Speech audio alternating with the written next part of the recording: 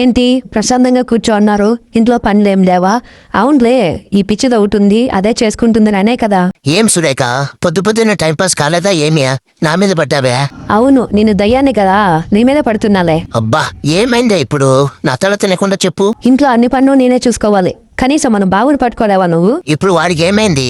వాడేదో వాడి వాడు కిటికీలో చూసుకుంటూ ఆడుకుంటున్నాడు. వాడు కిటికీలో చూస్తూ ఆడుకోవడం లేదు, బయటికి ఎలా వెళ్ళి ఆడుకోవాలని ట్రై చేస్తున్నాడు. బయటికెళ్ళి ఆడుకోనిలే, మంచిదే కదా. వాడు బయటికి వెళ్ళి చూసిందలా కావాలంటున్నాడు. మీరు కొనిస్తారా చెప్పండి, అలా అయితే బయటికి పంపిస్తావాన్ని. వద్దులే, నేను ఇంట్లోనే ఆడించుకుంటావన్నీ. నాకు తెలుసు నీ పీసినారు బుద్ధి. ఊరికే నుండి పీసినారనికే నా మీద నాకే డౌట్ వస్తుంది. అయినా నేను పీసినారని కాదు, నేను డబ్బులంతా సేవింగ్స్ లో పెట్టా. అయినా డబ్బులంతా సేవింగ్స్ లో పెట్టి ఏం చేద్దామని? నాకేమైనా కొనిస్తున్నారా? అయినా ఈరోజు ఏంటో స్పెషల్ తెలుసా నీకు? ఈరోజు స్పెషల్ ఏంటో నాకు తెలుసు. ఈరోజు మర్చిపోతే ఎలా? నీ బర్త్డే. హ్యాపీ బర్త్డే బంగారం. మరి నా గిఫ్ట్ ఏది? బయట రెడ్ కలర్ ఫెరారీ కార్ ఉంది, చూసావా? చూసా. అబ్బో, నిజంగానే నా కోసమేనా అది? నేనే పిచ్చిదానా, సేమ్ అదే కలర్ లో ఉన్న లిప్స్టిక్ నీ కోసం తెచ్చాను. Wow, thank you so much.